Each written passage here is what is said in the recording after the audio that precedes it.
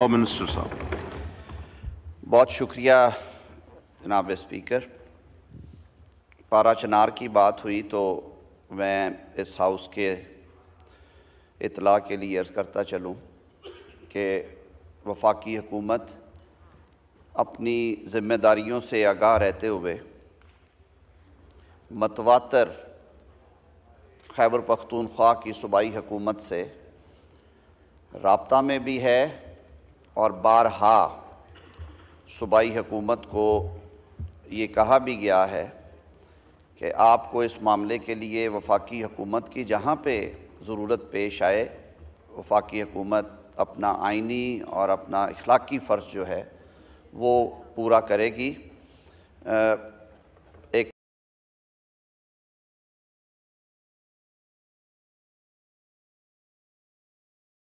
सियासी मसला है जो बिगड़ता गया और वो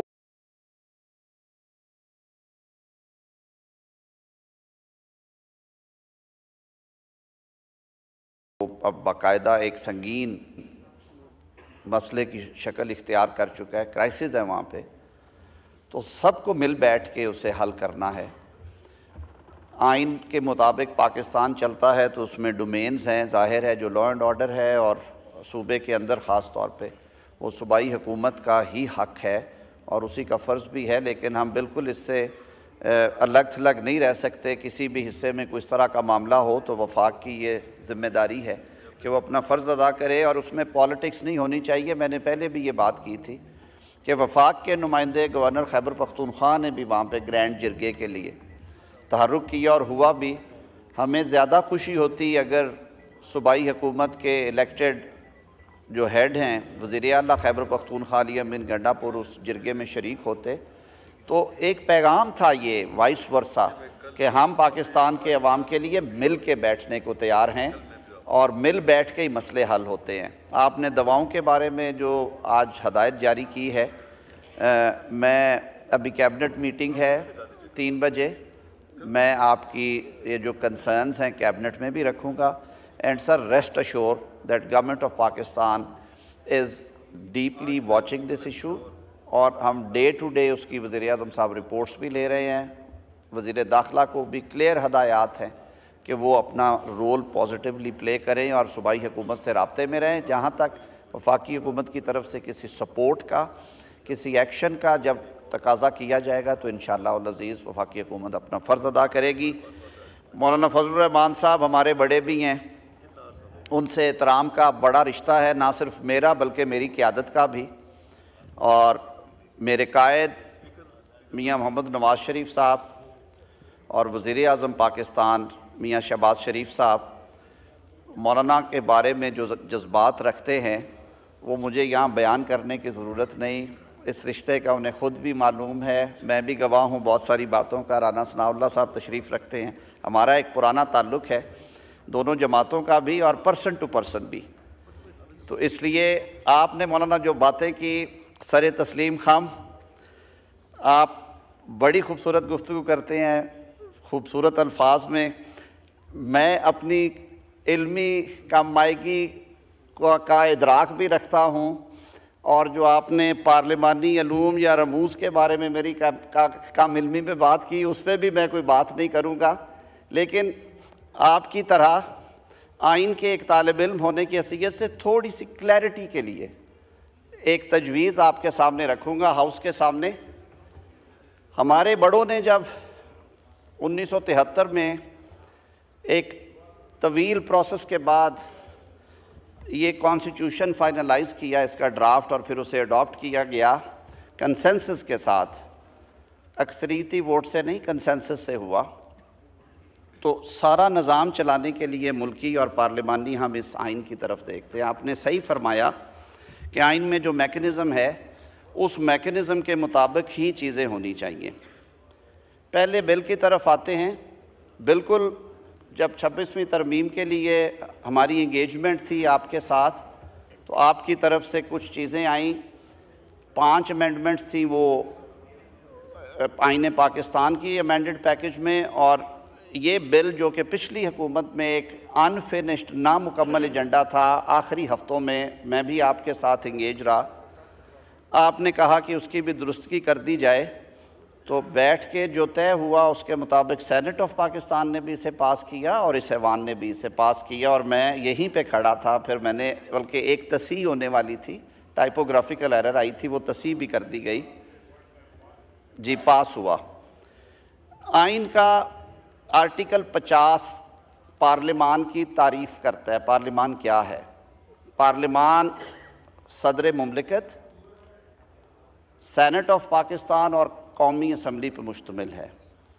यानी कि अवाम के मुंतखब नुमाइंदे अपने वोट की ताकत से मरकज़ और सूबों में बैठ के जब सदर मुमलिकत का इंतखाब कर लेते हैं और वो हलफ ले लेते हैं, तो सदर मुमलिकत इस ऐवान का इंटेग्रल पार्ट है, हिस्सा है आइन के आर्टिकल 50 के मुताबिक। सो जो भी कानून साजी होती है वो उस वक्त तक मुकम्मल नहीं होती जब तक उस कानून साजी पे सदर मुमलिकत के दस्तखत यानी कि उनकी असेंट, उनकी रज़ा शामिल नहीं होती, और वो प्रोसेस इनकम्प्लीट रहता है। इस सारे प्रोसेस में जब दोनों ऐवानों से बिल पास हो जाए तो जो आखिरी ऐवान बिल पास करता है वो आपको मालूम है वो उसको अरसाल कर देता है वज़ीर आज़म को, क्योंकि वज़ीर आज़म लीडर ऑफ हाउस होने के हवाले से, हुकूमत के सरबराह होने के हवाले से रियासत के सरबराह को अपनी एडवाइस के साथ वो बिल भेजते हैं। मौलाना, ये वो जंक्चर है जहाँ पे आर्टिकल 75 ऑपरेशन में आता है, और आर्टिकल 75 के दो हिस्से हैं। आर्टिकल 75 कहता है कि जहाँ पे कोई बिल प्रेजेंट किया जाए सदर मुमलिकत को उनकी रज़ा के लिए, असेंट के लिए, वो 10 रोज़ के अंदर अंदर उस बिल पे अपनी रज़ा असेंट दे देंगे। या पार्ट बी उसका कहता है अदर देन मनी बिल, यानी कि बजट के अलावा वो उस बिल को वापस भेजेंगे मजलिस शूरा को, सर, स्पीकर या चेयरमैन को नहीं, मजलिस शूरा को, सर, पार्लियामेंट को, with a message requesting that bill or any specified provision thereof be reconsidered and that any amendment specified in the message be considered। तो वो हुक्म नहीं देते। एक खूबसूरती है पार्लिमानी निज़ाम की, कानून साजी का इख्तियार और हक इस ऐवान के पास ही रहता है। सदर मुमलिकत इस ऐवान का इंटेग्रल पार्ट, लाजमी जुज़्व होने के हवाले से अपने एक बड़ा रोल जो उनको दिया गया उसको आप एक बड़े बुज़ुर्ग का रोल कह लें, क्योंकि वो रियासत के सरबराह हैं, तो वो अपना पेरेंटल रोल इस्तेमाल करते हुए मैसेज के ज़रिए हमें भिजवाते हैं कि आप इन चीज़ों को देख लें। और ये प्रैक्टिस हम सारों के सामने बड़े अरसे से है और कई बिल ऐसे आए जिस पे देखा। जो एक प्रॉब्लम या कन्फ्यूजन आई वो ये कि जब 28 अक्टूबर का उनका मैसेज था सदर मुमलिकत का, स्पीकर ऑफिस को या सेक्रेटेरिएट को मौसूल हुआ, तो वो स्टेज थी जबकि वो मामला पार्लिमान के यानी कि जॉइंट सिटिंग में आ जाना चाहिए था, चाहे वो छोटा था या बड़ा था।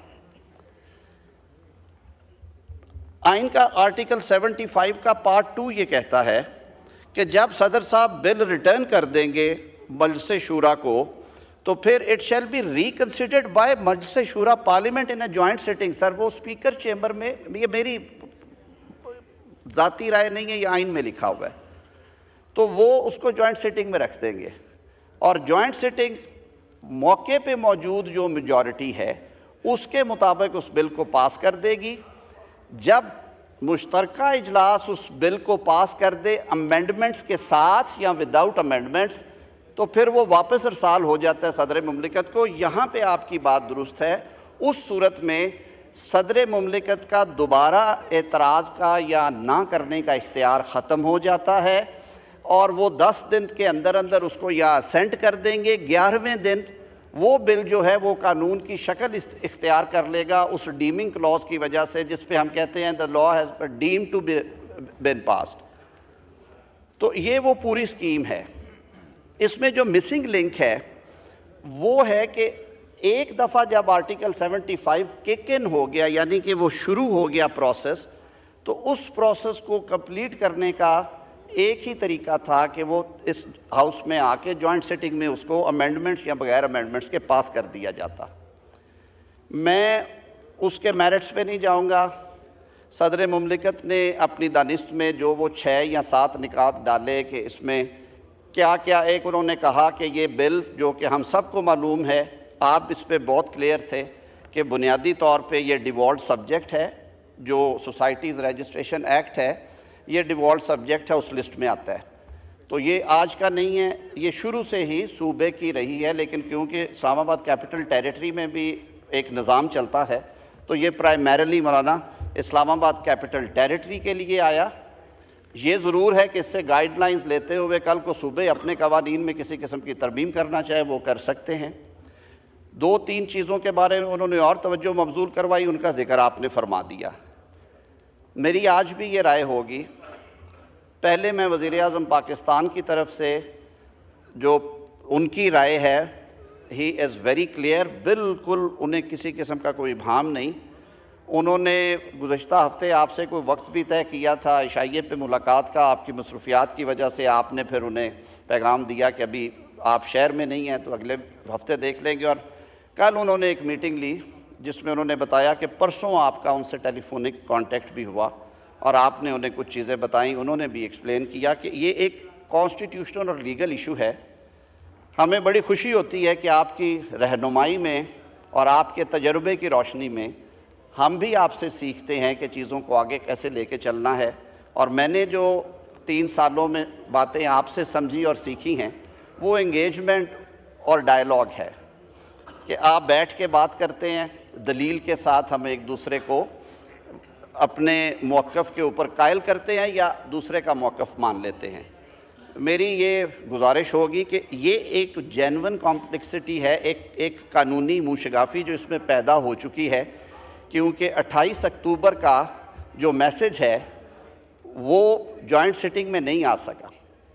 तो इसके लिए वज़ीर-ए-आज़म साहब की ख्वाहिश ये है, मुझे ख़ुसूसी हदायत है कि हमारे पार्टी के जो सीनियर रहनुमा हैं, डिप्टी वज़ीर-ए-आज़म इसहाक़ डार साहब, राना सनाउल्लाह साहब और मैं, हम आपके साथ बैठ के पाकिस्तान पीपल्स पार्टी के जो हमारे साथी हैं, सैयद नवीद कमर साहब हैं, चेयरमैन बिलावल साहब ने उन्हें जो लेजिस्लेटिव मैटर्स हैं उनके लिए किया, और जो दूसरे और कुछ साथी आना चाहे, और इवन कोई भी हमारी हलीफ जमातों में से कोई मशवरा, चौधरी सालिक साहब ने इंटरवीन किया एक स्टेज पे, उन्होंने इस पे काफ़ी मेहनत की। तो वज़ीर-ए-आज़म साहब की आज भी वही पोजीशन है। वो कहते हैं कि हमने ये तय किया था कि ये बिल पास होगा, ये बिल पास किया सेनेट ने भी, कौमी असम्बली ने भी किया, वज़ीर-ए-आज़म साहब ने अपनी एडवाइस के साथ वो रवाना भी किया। सदर मुमलिकत मोहतरम भी हैं और आइन में उनका रोल है, वो पार्ट है इस पार्लिमान का। उनकी तरफ से एक चिट्ठी आई है, उसको खुले दिल के साथ हम बैठ के कॉन्स्टिट्यूशन के अंदर रहते हुए, अगर ये बग़ैर जॉइंट सिटिंग के कंसिडर हो सकता है जैसे मैंने आपके सामने रखा, ये बड़ी कम इस तरह की सिचुएशन पैदा होती है। हम कानून के तालिब इल्म इसे केस ऑफ फर्स्ट इम्प्रेशन कहते हैं कि एक ऐसा वाक़या जो पहले तारीख़ी तौर पर रूनुमा ना हुआ हो और पहली दफ़ा हो, तो उसकी तशरीह के लिए फिर सबसे अच्छी चीज़ होती है कि हमारे पास बड़े सीजनड सेक्रेटेरिएट में जो हमारे ऑफिशल्स हैं वो भी बहुत मेहनत करते हैं और समझते हैं। स्पीकर साहब, आप बड़े तजुर्बाकार शख्स हैं, तो हम मिल बैठ के इंशाअल्लाह उल अज़ीज़ दोनों सूरतों में वज़ीर-ए-आज़म साहब का ये पैगाम है कि हम हाज़िर हैं। अगर कानूनी तौर पे ये इसी शक्ल में निकल सकता है तो सर आँखों पे, लेकिन क्योंकि ये आइन के तहत लेजिस्लेशन होती है, इन पे चैलेंजेस भी आते हैं, इसलिए इसको अच्छी तरह देख लिया जाए। और अगर जॉइंट सिटिंग है तो हम तो तैयार थे। मुझे सेनेटर कामरान मुर्तज़ा साहब ने गुज़िश्ता हफ़्ते सेनेट में ये पैगाम आपका पहुँचाया, आप शायद कराची में थे, कि मौलाना फरमाते हैं कि 17 तारीख़ तक अभी कोई जॉइंट सिटिंग ना बुलाई जाए ताकि हम इसे बैठ के एक दफ़ा देख लें। तो हम हर वक्त अवेलेबल हैं आपसे इस हवाले से बैठ के, जैसे मैंने वज़ीर-ए-आज़म साहब की ख्वाहिश का इजहार किया कि वो कहते थे कि आप एक दफ़ा आपकी टीम के साथ बैठ के इसका ये जो लीगल एंगल हैं इनको कवर कर लिया जाए, जो अच्छी शक्ल निकले। और लेजिस्लेशन क्योंकि कहते हैं सर नस्लों के लिए होती है, पोस्टेरिटी के लिए होती है, चाहे हम इसे वफाकी दारुल खिलाफा के लिए बना रहे हैं, लेकिन इसके जो बाकी सूबाई कानून हैं उनसे ये हम आहंग हो, बहुत अच्छी बात है। और आप जिस नीयत से और जिस खलूस के साथ ये बनवाना चाहते हैं वो सारे मामलात भी इसमें हल हों। ये तरामीम अगर कोई इस तरह की थी जो नहीं थी होनी चाहिए तो ये हाउस में आई, हम उन्हें ऑन करते हैं, उसमें कोई दूसरी राय नहीं है। लेकिन जहाँ तक इस लीगल इशू का ताल्लुक़ है, जो उस पर लिखे गए एतराज़ात हैं, चाहे वो डायरेक्टरेट ऑफ रिलीजियस एजुकेशन के हैं या सदर मुमलिकत ने बतौर रियासत के सरबराह के और घर के बड़े के तौर पे समझा कि इन बातों पे गौर कर लिया जाए, तो ये हम आपस में बैठ के कर सकते हैं। फिर जो फाइनल डिसीजन होगा, अगर हमने कानून और आइन हमें इजाज़त देता हो तो दोबारा असेंट की ज़रूरत है या डीम होगा, या कि इसको जॉइंट सिटिंग में आना है। जॉइंट सिटिंग में आने की सूरत में जो हुकूमती मौक़िफ़ है वो मैंने वाज़े कर दिया है। बहुत बहुत शुक्रिया।